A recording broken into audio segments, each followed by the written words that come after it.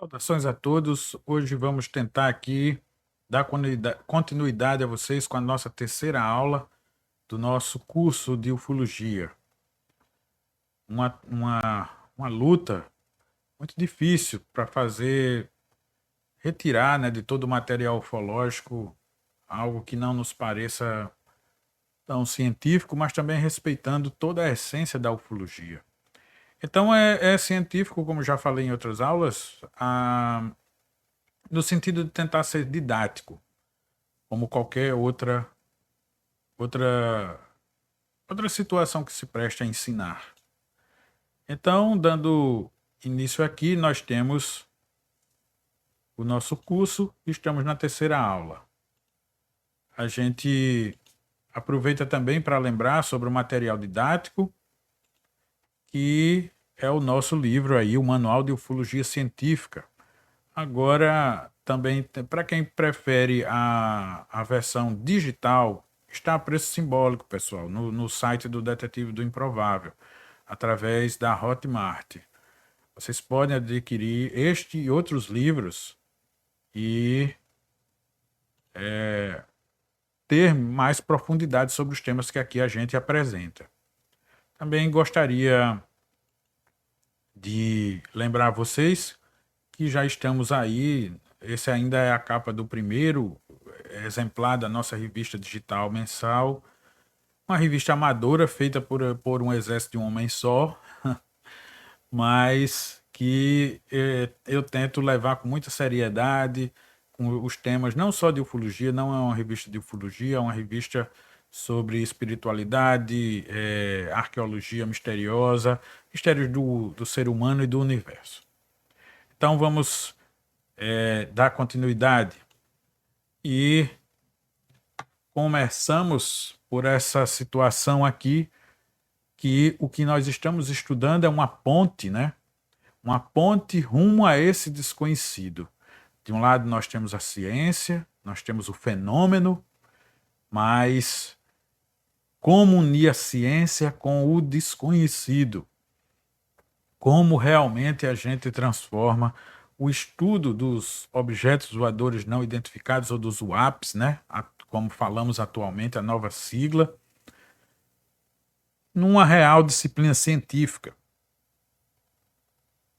Seria um desafio diante da multiplicidade das fontes de pesquisa. Você veja que quando a gente estuda o fenômeno ufológico, nós podemos estudar biologia, bioquímica, astronomia, o conhecimento da física, conhecimento de tratar imagens, né, de vídeos, de fotos, também da própria meteorologia, os avanços que estão sendo feitos nisso, e, como vimos também nas aulas anteriores, considerar até mesmo o psiquismo humano, com todas aquela problemática que a gente já apresentou nas aulas anteriores. Então, a gente, quando está falando sobre essa ponte, nós temos dois lados, né, que têm que ser unidos, as duas margens, que seria muito controverso, dois pontos muito distanciados, às vezes até pela mídia ou pelo comportamento dos cientistas, e que unir eles através de uma ponte é um desafio. O próprio paradigma científico, um domínio de rigor metodológico. Então, quando a gente está falando em ciência, nós temos essa questão do paradigma científico. Fazer ciência teria que respeitar o método científico. Então, teria que ter o rigor do método metodológico, do empirismo e do escrutínio crítico. Então, o que você vê? Se você faz muitas vezes ciência, você faz um artigo científico para expor sua ideia e que ela seja fervorosamente é, é, contradita, que venham pensamentos que não lhe ocorreram, de mentes brilhantes, de mentes que estão mais experientes no seu tema, muitas vezes, para que lhe desperte é, caminhos que você deve buscar para continuar defendendo o seu tema, e que já pelo que você falou, já tem questionamentos a partir do saber científico até aquele momento. Então, toda vez que você fala algo, você precisa se estar aberto a questões críticas, né? E você precisa seguir o método comum. Então, quem está lhe criticando seguiu o mesmo método que você. Então, você não vê isso na ufologia. Você vê muitas vezes a paixão pela ufologia tornar o ufólogo um crente, né? Onde ele não permite questionamentos, sabe? Acha um absurdo como a ciência muitas vezes combate a ufologia. A ciência é o contraponto. Então, hoje em dia, o rigor científico é o contraponto da liberdade de pensamento do ufólogo civil, como vimos na aula anterior, a importância da ufologia civil, que não exige nenhuma formação científica. Então, quando a gente realmente quer fazer pesquisa, você vê muitos ufólogos renomados, bons, usando o termo pesquisador. Sou pesquisador ufológico há 10 anos, há 15 anos. E ele não é isso, ele é um investigador, porque ele não usa método algum, não usa um método científico. Então, ele busca por conhecimentos verificáveis e replicáveis. A ciência busca então por conhecimento que outra pessoa pode pegar o mesmo material que um ufólogo pegou e verificar se tudo o que ele falou tem fundamento diante do que a ciência já sabe, e ele também pode replicar e chegar na mesma resposta que o ufólogo chegou. Isso seria uma pesquisa científica com a questão da metodologia científica e como é exigida.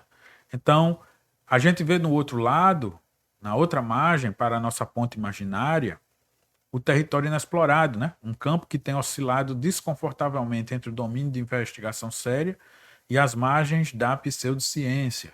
Então, eles atraem todo tipo de mente. Esse território inexplorado vai da ufologia, que tenta ser científica, embora nunca tenha adotado um método científico, ou seja, comum aos dos cientistas, de mesmo rigor, e vai até a ufologia mística, a ufologia espiritual, né? Que muitas vezes também pessoas ficam muito chateadas, o pessoal da ufologia mística espiritual, né?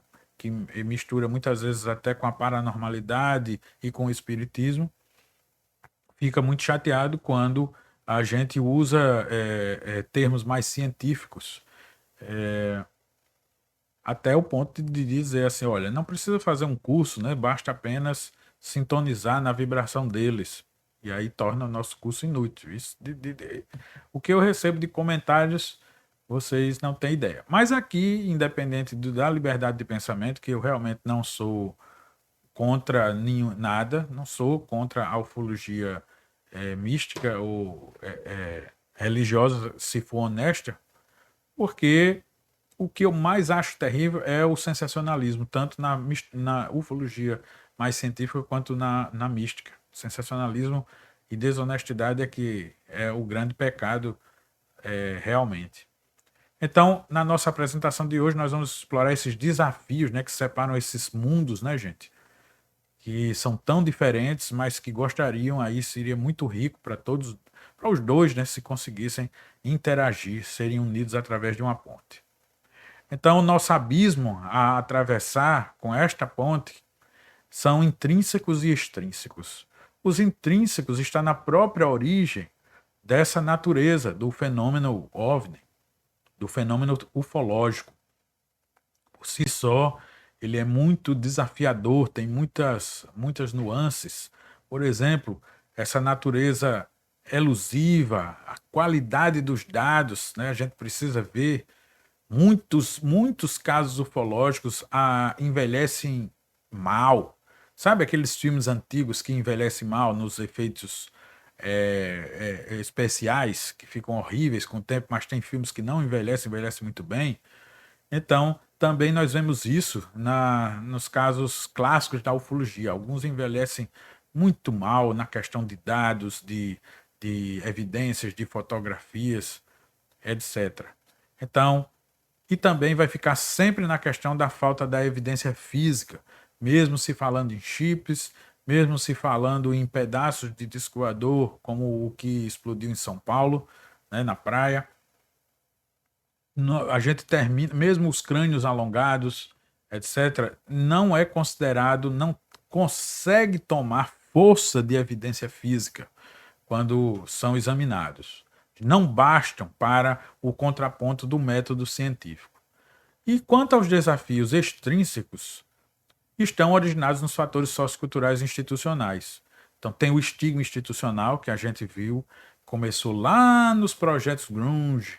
Lembra dos projetos, né, Cook, que tiveram como objetivo a desmoralização de qualquer testemunha ufológica, né, e o descrédito de qualquer cientista que se aventurasse pelo tema.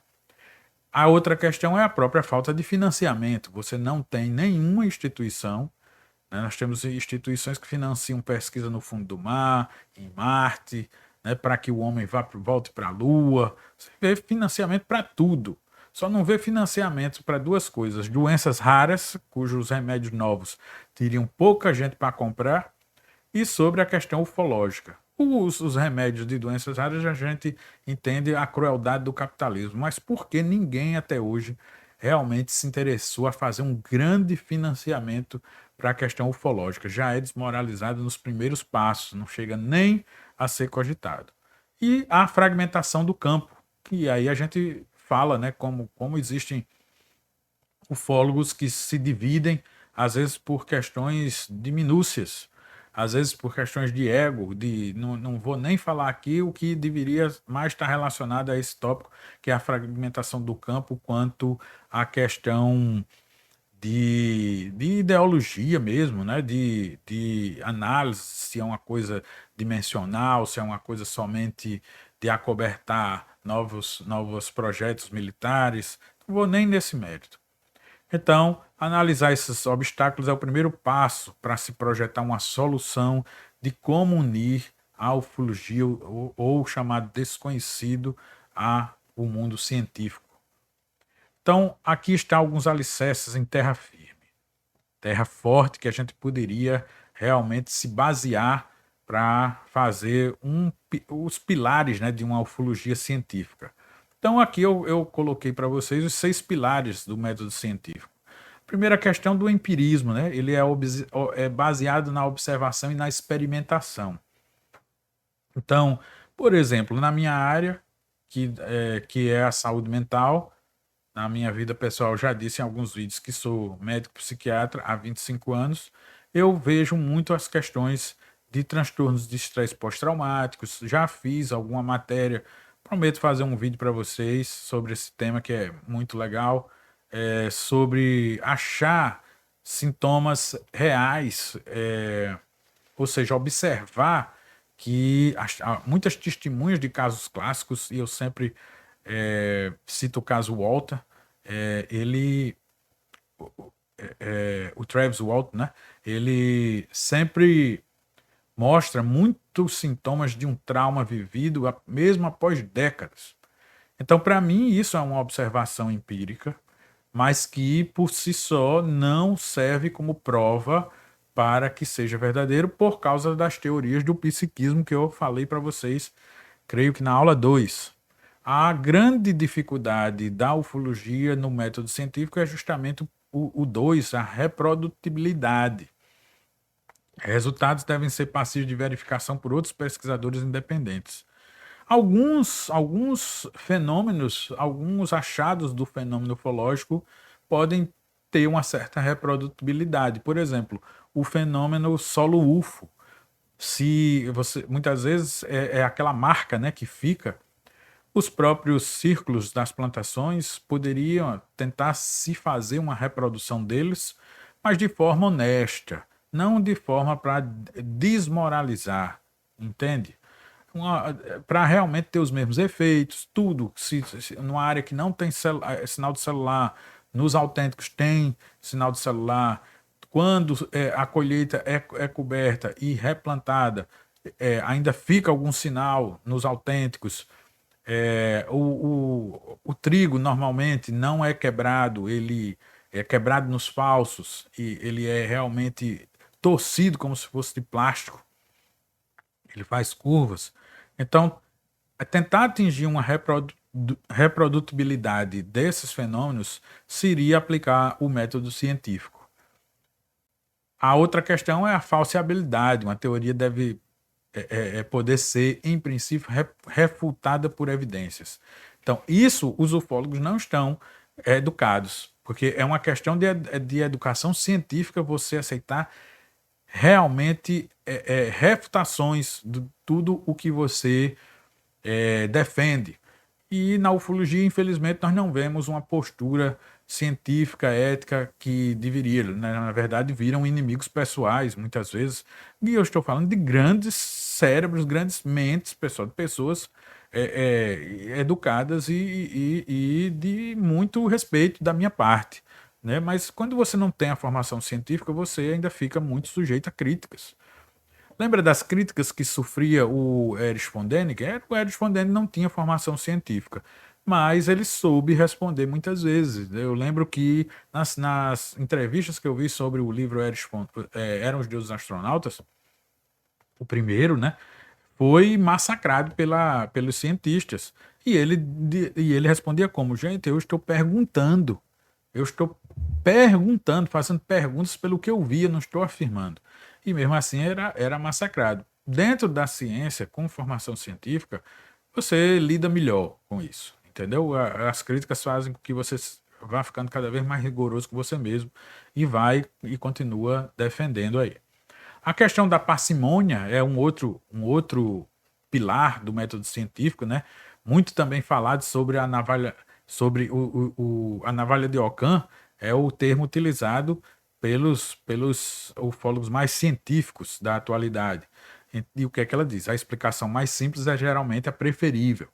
Então, quando você vê uma luz no céu, você precisa deixar a explicação ufológica de ser uma nave de os confins da galáxia não sendo a preferível. Você tem que ir. Ah, mas eu amaria isso mesmo, eu gosto que seja tal. Esse é o lado da paixão que você tem pela ufologia que você precisa represar. Porque aqui, se você quer ser um ufólogo científico, você vai ter que colocar antes todas as possibilidades que vimos lá na aula 1 para o seu critério prático de que você tem que adotar. A outra questão é a revisão por pares, né? Submissão de pesquisas ao escrutínio crítico de outros especialistas. Então, seria como? Um ufólogo vai lançar um livro, então ele mandaria para pessoas que não gostam de ufologia, que criticam ela, e mandaria também para pessoas, evidentemente, que gostam da ufologia. E aí receberia essas questões de críticas da obra e faria sua autoanálise. E defendendo o seu pensamento, não teria problema algum nisso. A outra questão do último pilar seria essa previsibilidade. Teorias robustas devem fazer previsões testáveis. Então, isso é muito difícil no campo ufológico. Então, a gente tem encontrado essas na história da ufologia, né? Como atender esses pilares do método científico e que justamente por isso a gente alimenta os críticos do estudo ufológico. Então aqui a gente tem também, para atrapalhar a ufologia, essas crises internas, fragmentação e sensacionalismo. Quem acompanha a ufologia sabe, aqui no Brasil, sobretudo, mas isso é comum nos outros países, nos Estados Unidos existe também. Então, muita gente que a gente cultua aqui tem críticas terríveis lá fora e a gente fica um pouco inocente. Mas vamos lá. É um campo, então, heterogêneo, né? A ufologia é composta por uma infinidade de grupos e de indivíduos que têm suas abordagens e que criticam, muitas vezes de forma não muito ética, ironizam, né, as pessoas que têm um pensamento contrário à sua linha de pensamento. E isso gera essa fragmentação. Quantas vezes eu não já pensei na possibilidade de fazer uma associação brasileira de ufólogos, onde todos os ufólogos tivessem acesso, todos disputassem as chapas, né, para a presidência, para fazer seu próprio período, né, de defender a sua visão, mas isso é muito difícil, porque fazer eles coexistirem, coabitarem, se tolerarem, seria o primeiro desafio de enfrentar essa fragmentação. De ufólogos sérios. Eu não estou nem indo para os sensacionalistas, canais que usam a ufologia de forma sensacionalista, que são somente para ter seu lucro nas redes sociais. Então, nós temos também o outro lado aqui das práticas problemáticas, né? Hoje nós temos várias teorias não falseáveis, aceitação acrítica de evidências fracas, exploração comercial do mistério. Essa última aqui da lista, gente, está cada vez pior, né? Num ambiente que as pessoas não leem, você vê uma total destruição ou abolição de livros. Pouca gente faz livros hoje, que são estudos muito mais, vamos dizer, metodológicos e demorados. E muita gente faz vídeos, né? Vídeos que, na verdade, são clones uns dos outros, que somente muda a parte sensacionalista e midiática, né?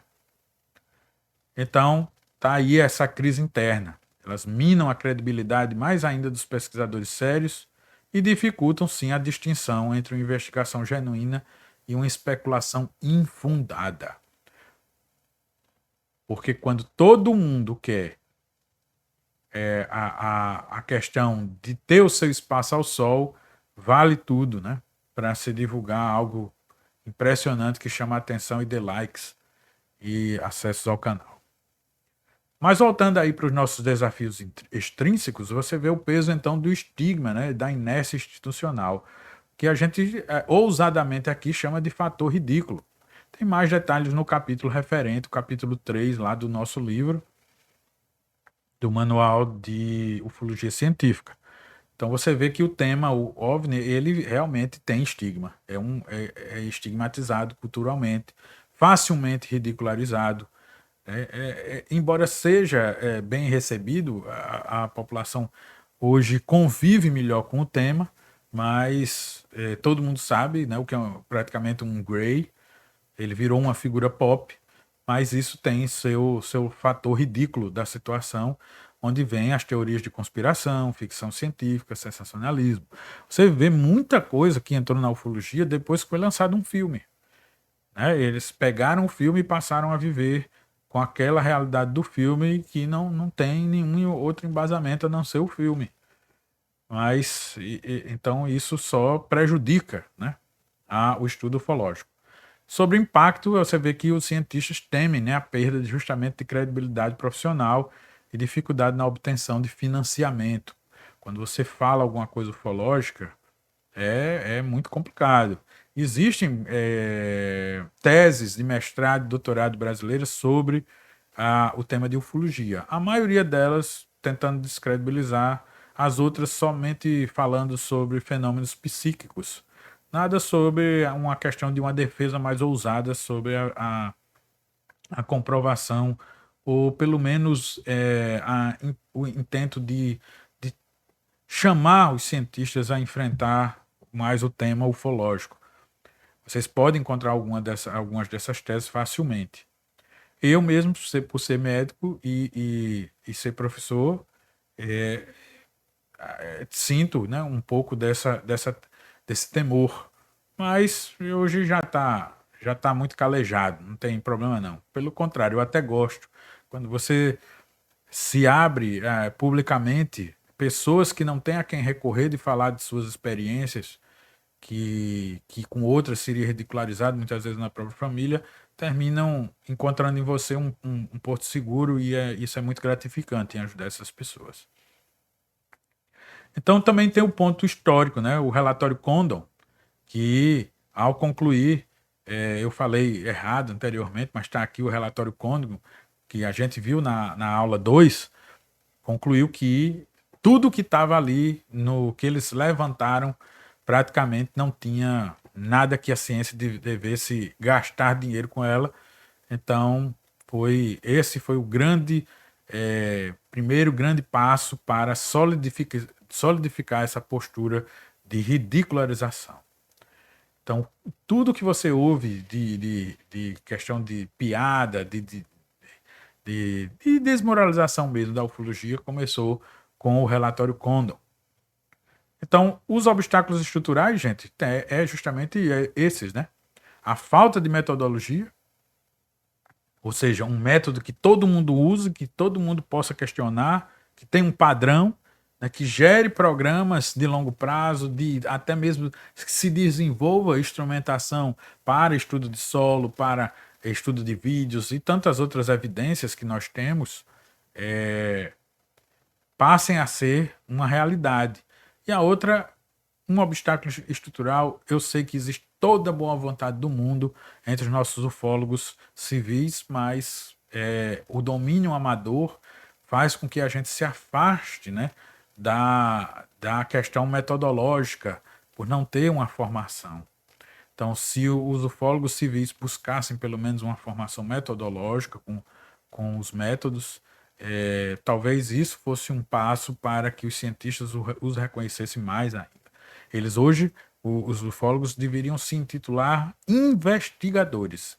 Se você observar com justiça, você vai concordar que as pesquisas ufológicas, pesquisas entre aspas, se comportam mais como investigações policiais ou de objeto jurídico do que uma pesquisa científica, né?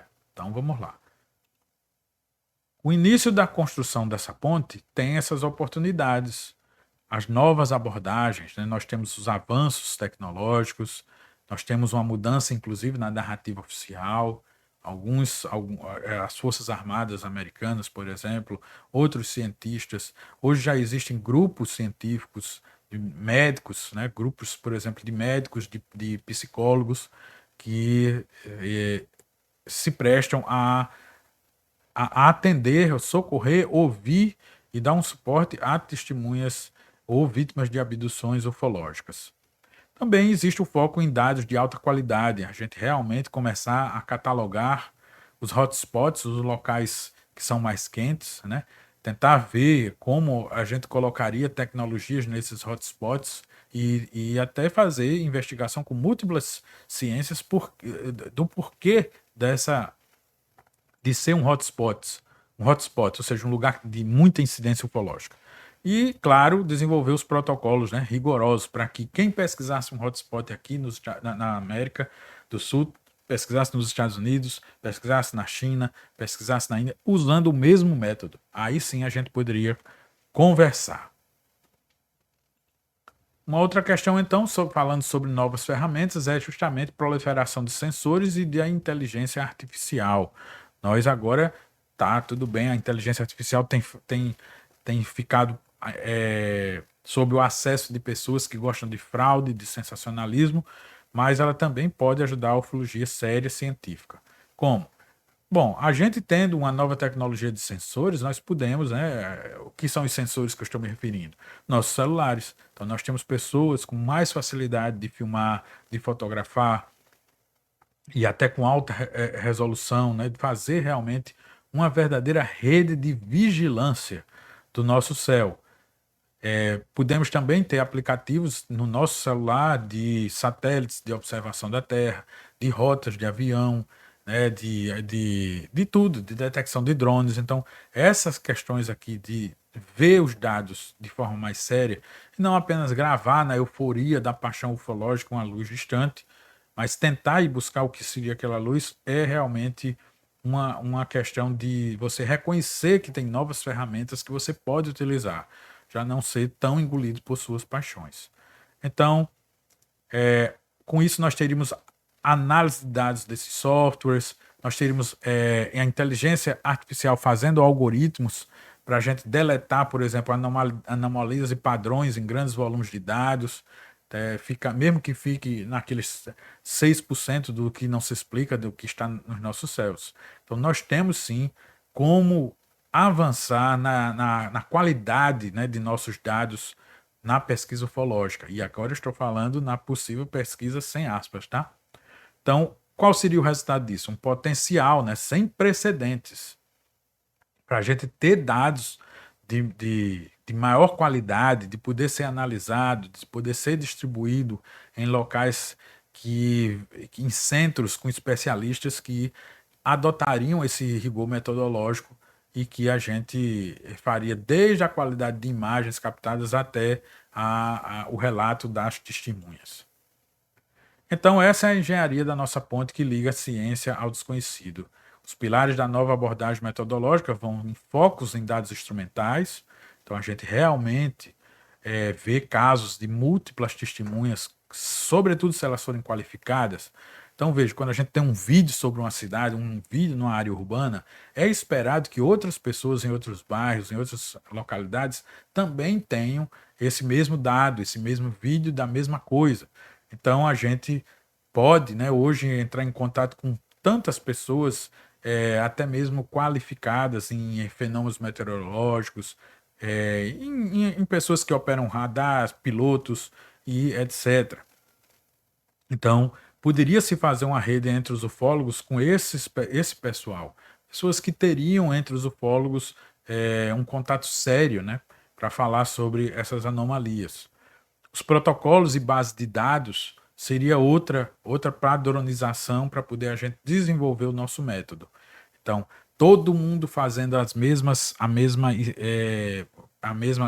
perguntas às testemunhas, pegando os mesmos dados, juntando isso num grande banco de dados, padronizando as entrevistas, padronizando o que deve ser visto em cada foto para que ela ganhe um degrau a mais na credibilidade. Quantas cópias de quantos ângulos diferentes a gente deve exigir quando se tem uma documentação. Então, com métodos e protocolos desses, já não bastaria vídeos de luzinhas misteriosas no céu. A gente precisaria ter esses padrões. E também as abordagens multidisciplinares. Quando a gente começa a utilizar essas armas aqui, a gente vai ter mais créditos na questão das multidisciplinas. Então a gente vai ter um efeito, né, colateral ou direto de atrair especialistas, ufólogos civis, que são físicos, engenheiros, que são meteorologistas e tantas outras pessoas, como eu estou aqui, que sou da medicina. E tem outros médicos ufólogos, embora eu sempre não vou me considerar um ufólogo como os grandes ufólogos deste país, né, gente? Então, assim, um novo clima, a redução do estigma e a legitimação institucional. Esta seria uma primeira grande conquista. Nós estamos numa época que você já tem fatos históricos aqui que mudam o clima para permitir a semente de uma ufologia científica. Nós tivemos a divulgação do Pentágono, né, dos vídeos, daqueles WAPs. O impacto foi um reconhecimento público dessa realidade do fenômeno. Poxa, dessa vez não são os lunáticos dos ufólogos, né? Foi o Pentágono que liberou. Então é o tipo da coisa que sai na grande mídia, né? Porque os ufólogos não têm muita voz na grande mídia. Relatório do ODNI, né? Justamente essa agência de inteligência dos Estados Unidos, que confirmou a necessidade de investigação séria. Então eles estão praticamente chamando, né, alguns nomes famosos da ufologia para ver se isso teria algum perigo para a segurança nacional e, por que não, planetária.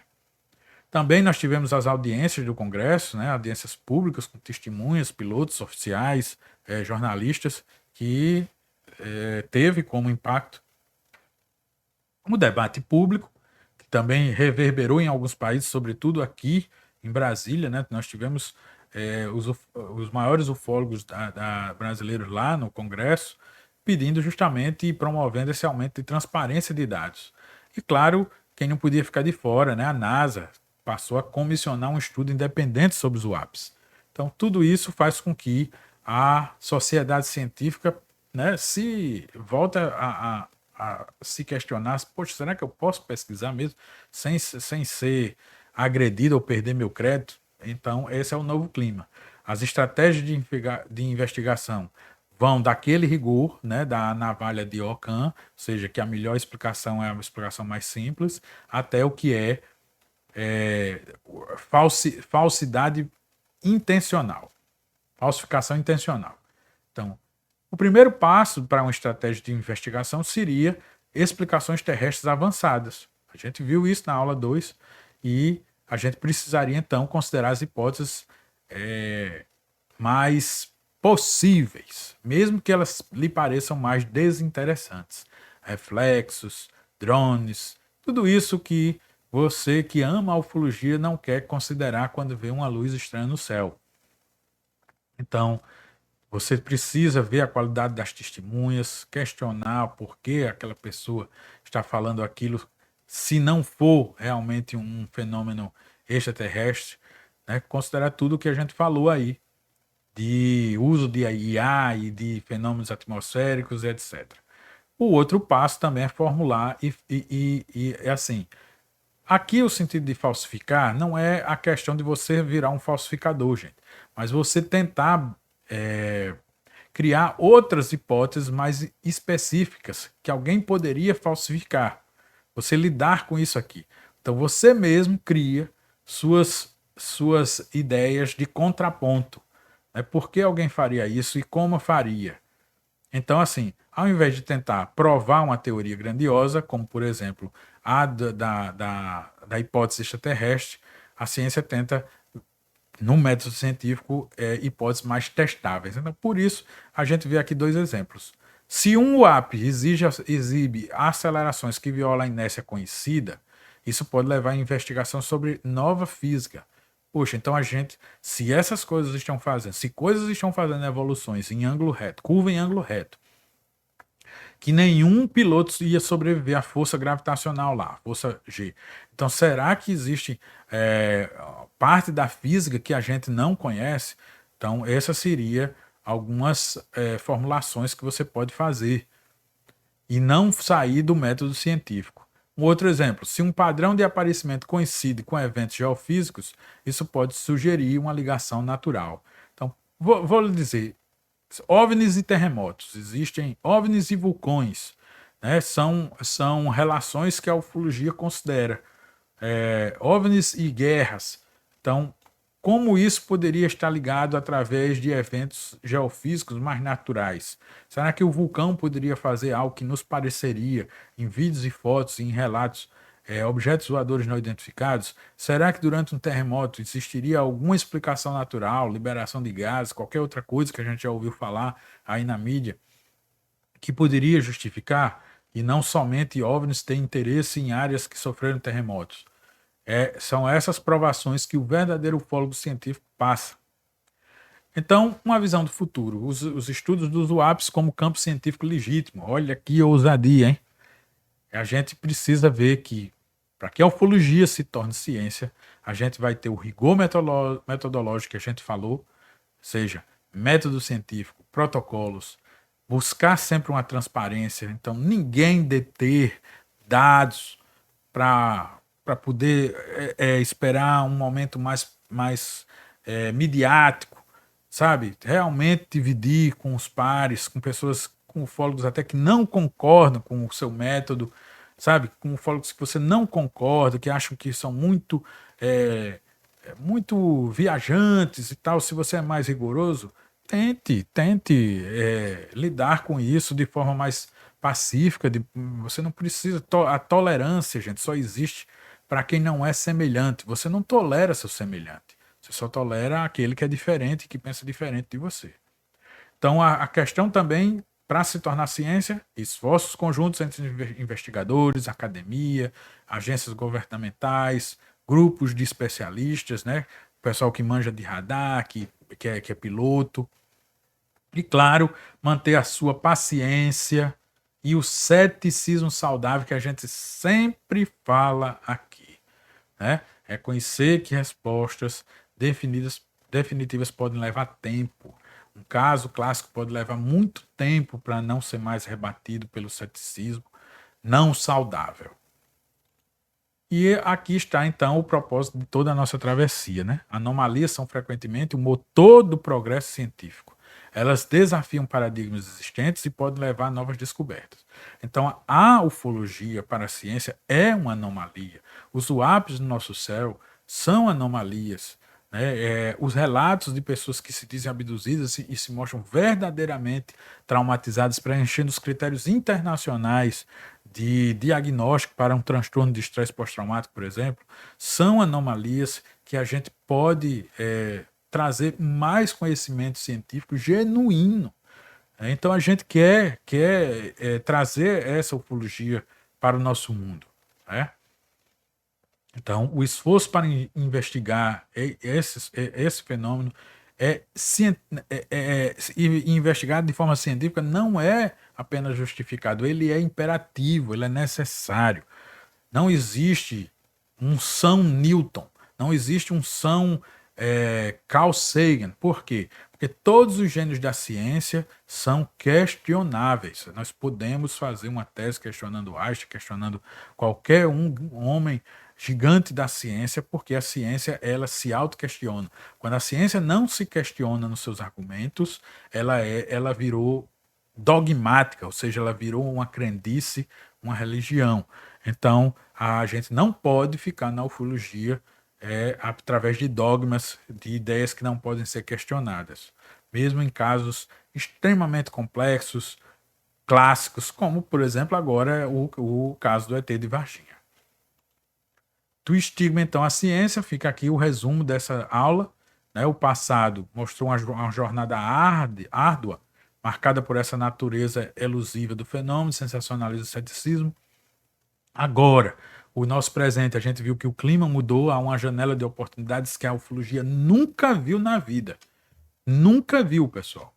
Criada por avanços tecnológicos e as narrativas oficiais que nós vimos. E o futuro, então, que ele traga uma possibilidade de transcender as origens tão controversas, né, e sofridas da ufologia e contribuir de forma realmente significativa para a gente entender o nosso universo, nosso mundo e esses estranhos fenômenos, sejam eles visitantes ou não. Então, o verdadeiro teste será essa capacidade do campo ufológico de gerar conhecimento que a gente pode replicar, né? Que a gente pode questionar, que a gente pode fazer tudo de forma independente, mas também de forma o mais científica possível, contando com verdadeiros especialistas e levando sim às opiniões deles, não somente como desmoralizantes e céticas, mas como algo que realmente quer nos contribuir no estudo ufológico. Então a gente termina essa aula por aqui e lembrando que o nosso material didático, como já falei, é o livro Manual de Ufologia Científica. Nele toda essa aula tem muitas páginas, muito mais detalhes para você marcar, fazer as perguntas, deixar aqui nos comentários o momento que quiser. O curso fica aqui, nós vamos ver cada capítulo dessas unidades e vamos ver nos detalhes que são nos permitidos. Mais informações, vocês vão lá no site do www.detetivedoimprovável.com.br e conseguirá adquirir esse e outros livros. Eu espero que vocês tenham aproveitado bastante essa aula e eu fico aberto a hora que vocês verem, o ano que vocês virem essa aula aqui nos comentários, enquanto o canal estiver no ar, eu estarei aqui respondendo com a maior consideração e respeito possível. Um grande abraço a todos, nos vemos na nossa próxima aula.